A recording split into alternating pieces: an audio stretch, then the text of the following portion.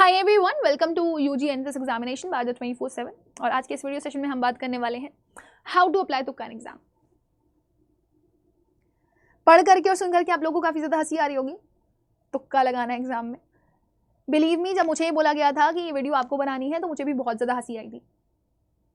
फिर मैंने सोचा, बहुत सोचा, और मुझे ये फील हुआ कि डीप इनसाइड, चाहे स्टूडेंट हो चाहे टीचर हो, एग्जामिनेशन हॉल में जो क्वेश्चन पेपर आता है जरूरी नहीं है कि हर एक सवाल जो उसमें लिखा हुआ है वो हमें आता हो। फिर थॉट आता है चॉइस ऑफ क्वेश्चंस तो है, तो हर एक बच्चा, जरूरी नहीं है उसके लिए कि चॉइस ऑफ क्वेश्चन वैसे भी उसको हर एक क्वेश्चन आता हो। तो क्या करें, जो क्वेश्चन नहीं आता उसे छोड़ दें? क्या ये समझदारी होगी? तो फिर लगता है नहीं, गेस वर्क कर लेते हैं। गेस वर्क क्या है ये? गेस वर्क तुक्का ही तो है। अगर सही लग गया तो मार्क्स मिल जाएंगे, और अगर गलत लगा तो माइनस में मार्क्स चले जाते हैं।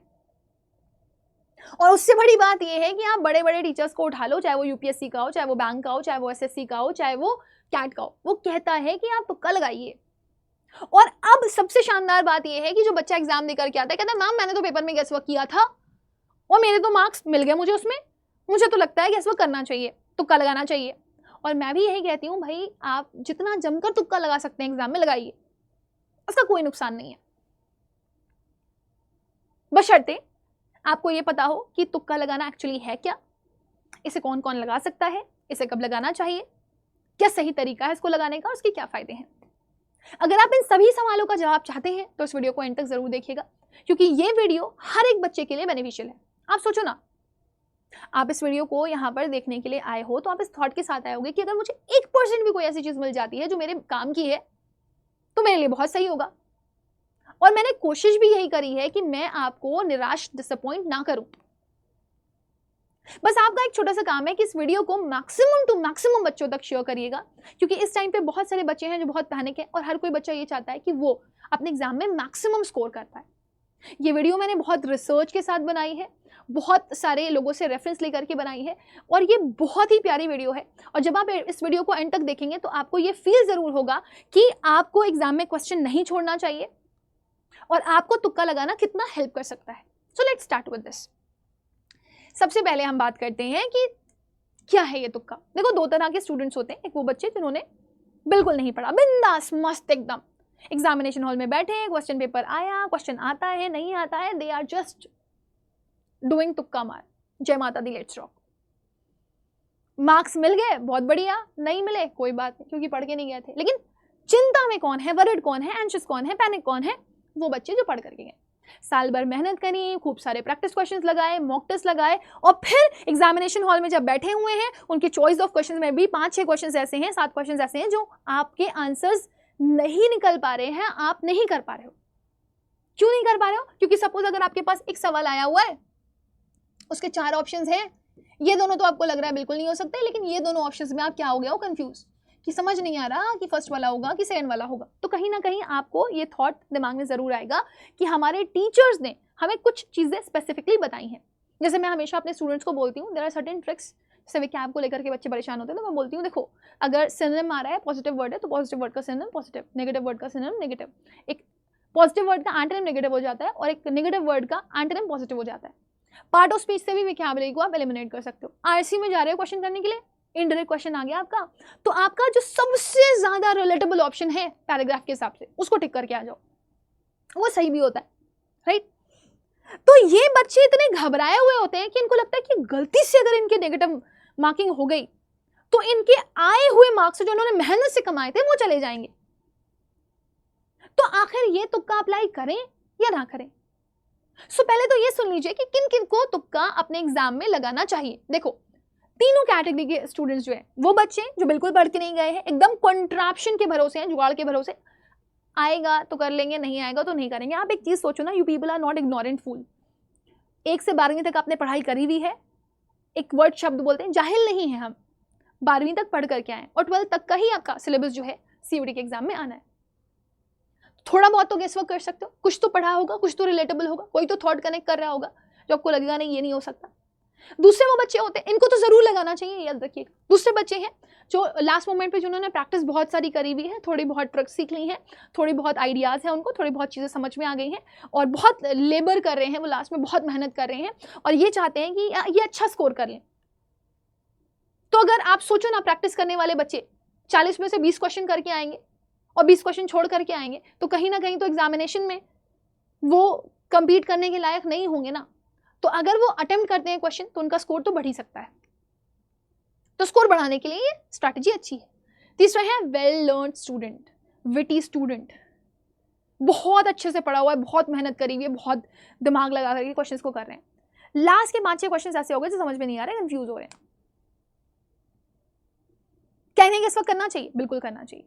आप सोचो, अगर आप इतनी पढ़ाई करके बैठे हुए हो, मॉक टेस्ट करके बैठे हुए हो, आप ये बताओ क्या हर एक रूल पे रूल, मतलब रूल टू रूल एकदम एग्जैक्ट कॉपी कैट क्वेश्चन सारे आपको मिल जाते? नहीं, कुछ ना कुछ आपको सवाल ऐसे जरूर मिलेंगे जिसमें आपको मोर सुटेबल या फिर मोस्ट सुटेबल ऑप्शन के लिए जाना पड़ता है। तो उस सिचुएशन में आपको गेस वर्क करना ही करना पड़ेगा।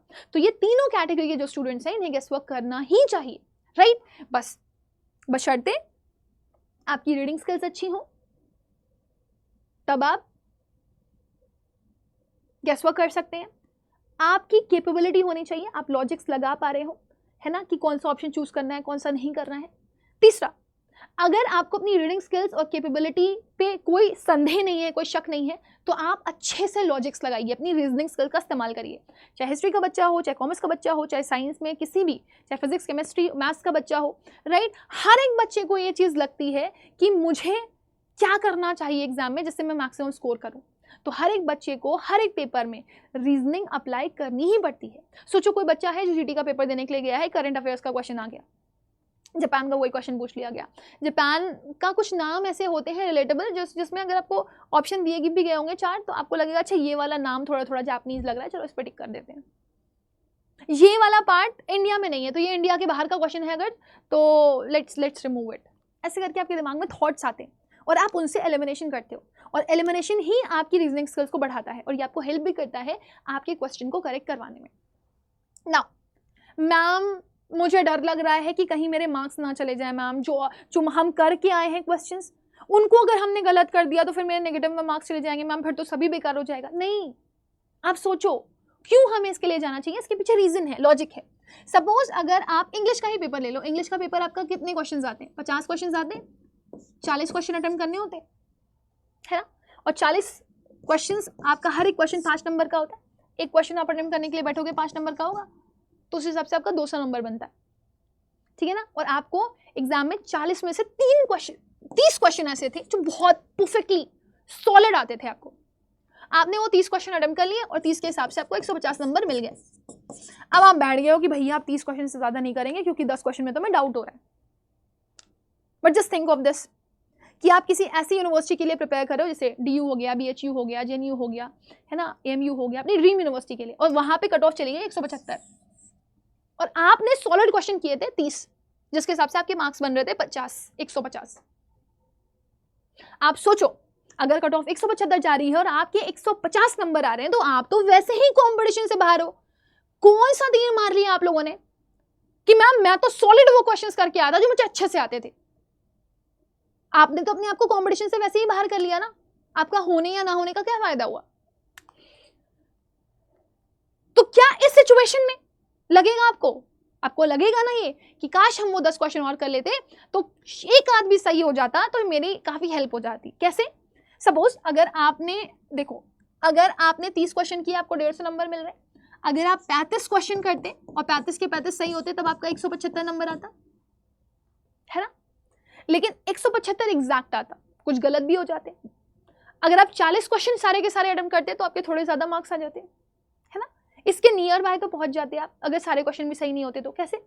सपोज अगर आपने 5 क्वेश्चन एक्स्ट्रा अटेम्प्ट किए 30 के अलावा, ठीक है ना, हर एक करेक्ट क्वेश्चन के लिए 5 नंबर, हर एक गलत क्वेश्चन के लिए -1, और जो क्वेश्चन आपने अटेम्प्ट ही नहीं किया उसके लिए 0।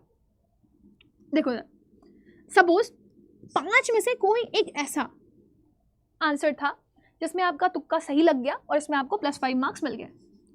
ये गलत हो गया, ये गलत हो गया, ये गलत हो गया, ये गलत हो गया, और इनके लिए -1 मार्क्स मिल गए। +5 -1 -4 कितना आ गया? एक नंबर। आप अगर 5 क्वेश्चन कर रहे हैं, एक सही हो रहा है, तो आप 1 नंबर के प्रॉफिट में हैं। अब आप सोचो, अगर आपके ये 2 क्वेश्चन सही हो जाते, आपको यहाँ पे 10 नंबर मिल जाते, और अगर आप ये 3 नंबर माइनस भी कर लेते तो आपके पास 7 नंबर होता। तो जैसे जैसे नंबर ऑफ क्वेश्चंस आपके सही होने लगेंगे, आपके मार्क्स मिलने की आपको जो पॉसिबिलिटी है वो भी ज्यादा हो जाएगी। तो क्या ये लॉस दिख रहा है आपको? हाँ, अगर आप ये पांचों के पांचों क्वेश्चंस अटेम्प्ट नहीं करोगे तो आपको 0 नंबर मिलेंगे, नो प्रॉफिट नो लॉस। और अगर आप ये पांचों के पांचों क्वेश्चंस अटेम्प्ट कर लेते हो तो आपके 5 नंबर चले जाएंगे इसमें से 150 में से, जिसका मिलकर के आपको 145 नंबर मिल जाएगा। तो आपको लगेगा वो 5 नंबर में बचा लूं। वो 5 नंबर बचाने से कोई फायदा हो रहा है कि आप अपनी ड्रीम यूनिवर्सिटी तो वैसे भी नहीं पहुंच पा रहे। तो कोशिश ये करिए कि आप तुक्का लगाइए।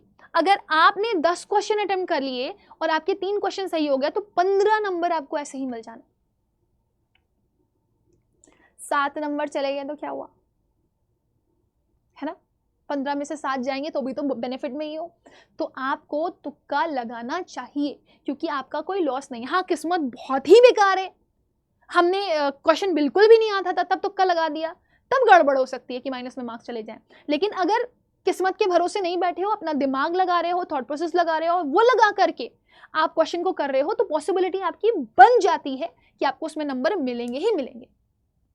Now the last thing is, ma'am when to go for this. जब आप किसी क्वेश्चन में कंफ्यूज होते हैं तब आप जाते हैं तुक्के के लिए। ऐसे कभी भी किसी क्वेश्चन के लिए मत जाइएगा जो आपको बिल्कुल भी नहीं आता हो, आप कोई गेस वर्क नहीं कर सकते हो, मतलब आपको एकदम out of the box question लग रहा है, तब आप उसके लिए मत जाओ। फुल्ली ऑन गेस पे नहीं रहना। हाँ, 50-50 का डाउट है, ऑड वन आउट कर सकते हो। वो जो मैंने आपको 2-3 ट्रिक्स बताई उनको अगर अप्लाई कर रहे हो, लॉजिक्स लग पा रहे हैं, तो उसके हिसाब से बेस्ट सूटेबल आप एलिमिनेट कर सकते हो, अदरवाइज नहीं। बिल्कुल जीरो वाली सिचुएशन में आप गेस वर्क मत करना। दूसरा, कोशिश करना कि अगर आपने बहुत अच्छे से मेहनत करी हुई है, आपने पढ़ाई अच्छे से करी हुई है, तभी आप लॉजिक्स के लिए जाओ, तभी आप एलिमिनेशन के लिए जाओ। अगर आपने अच्छे से पढ़ करके नहीं रखा हुआ है, आप थोड़ी बहुत प्रैक्टिस पे हो, तब आप गेस वर्क के लिए जा रहे हो, तो आपको यह नुकसान दे सकता है। तो क्वेश्चन को रीड करना प्रॉपर्ली बहुत ज्यादा जरूरी है। बिना रीड किए अगर गेस वर्क आपने किया, आपके पक्का चांसेस रहते हैं कि आपको माइनस मार्किंग ही मिलेगी। बहुत रेयर चांसेस होते हैं कि आपका वो सही होगा। लेकिन अगर आपने क्वेश्चन को अच्छे से पढ़ा है, ऑप्शन को अच्छे से पढ़ा है, तब जाकर के आप गेस वर्क कर रहे हो, तो पॉसिबिलिटी बढ़ जाती है कि आपके आंसर सही हो। रेस्ट, वो लोग जो बहुत ज्यादा प्रैक्टिस में हैं, प्रैक्टिस कर रहे हैं, कोशिश करिए कि अभी आपके पास 3, 4, 5 दिन जो भी बचे हुए हैं, आप ज्यादा से ज्यादा मॉक टेस्ट लगाइए और उसमें अपनी रीजनिंग स्किल्स का इस्तेमाल करके, अपने लॉजिक्स को लगा करके एलिमिनेशन करने की कोशिश करिए। अगर यहाँ पे आप 10 क्वेश्चन में गेस वर्क कर रहे हैं और आपको 5-6 क्वेश्चन ऐसे मिल रहे हैं जिसमें आपका गेस वर्क सही हो रहा है, तो आपके लिए यहाँ पर एक नॉड आपको मिल जाती है कि आप एग्जाम में भी गेस वर्क कर सकते हो, राइट? तो ये इंपॉर्टेंट है कि आप गेस वर्क करिए और गेस वर्क सही समय पर करिए। और गेस वर्क आप कब करेंगे? गेस वर्क आप तब करेंगे जैसे आपने मान लीजिए 40 क्वेश्चन किए, उसमें से आपने 35 क्वेश्चन श्योरिटी के साथ किए, 5 क्वेश्चन आपको नहीं आ रहे थे और आप सोच रहे थे कि चलो गेस वर्क करने की कोशिश करता हूं, तो अगर उन 5 में से एक भी क्वेश्चन सही हो गया तो आपको 1 नंबर का तो बेनिफिट होना ही होना।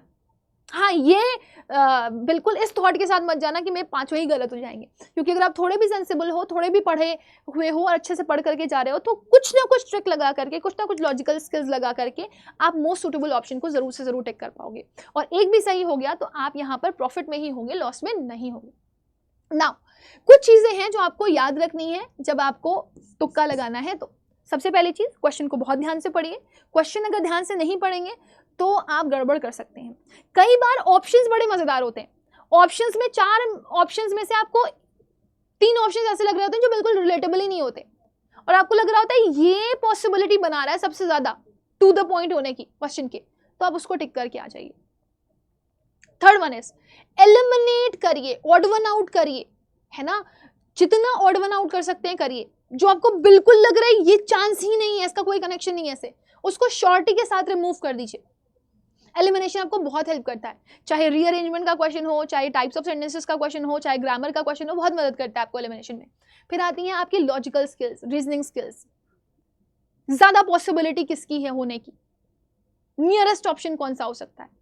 और एक आता है last, all of the above और नन ऑफ द अबव। कई बार देखा गया है कि क्वेश्चंस जब आपके एग्जाम्स में आते हैं तो जिसमें ऑल ऑफ द अबव होता है वो मैक्सिमम केसेस में आंसर होने के चांसेस होते हैं, और नन ऑफ द अबव के केस में ये होता है कि वो आंसर नहीं होता है, वो खाली आपको कंफ्यूज करने के लिए दिया गया होता है। सो ये अगर आप ट्रिक्स अप्लाई कर रहे हैं, ये लॉजिक्स अप्लाई कर रहे हैं, तो आपको ये काफ़ी ज़्यादा हेल्प करेगा। एंड आई थिंक इस तरीके से आप अपने एग्जाम में बेहतर कर पाएंगे। बाकी all the best for examination. Guess work करिए, लेकिन गेस वर्क से पहले खूब सारी प्रैक्टिस कर लीजिए ताकि अपने एग्जाम में अच्छा कर सकें। और आप मुझे after the video comment section में ज़रूर बताएंगे कि क्या आपको ये वीडियो जो है उसमें कुछ हेल्प मिली, क्या आपको ये वीडियो ने थोड़ा भी एनर्जाइज किया, और क्या आपको ये चीज़ फील हो रही है कि आपको एग्जाम में क्वेश्चन छोड़ने के क्या नुकसान हो सकते हैं और क्या फ़ायदे। मुझे आफ्टर द वीडियो अपना फीडबैक ज़रूर दीजिएगा। इसी के साथ मैं वीडियो को एंड करूँगी, बट एट लास्ट अगेन अच्छा करके आइए, मेहनत तो कर ही रखी है आप लोगों ने, अपना एग्जाम में 100% देकर के आइए। I am pretty sure about this कि आपका एग्जाम बहुत अच्छा जाएगा और आप अपनी ड्रीम यूनिवर्सिटी तक ज़रूर पहुँचेंगे। Thank you.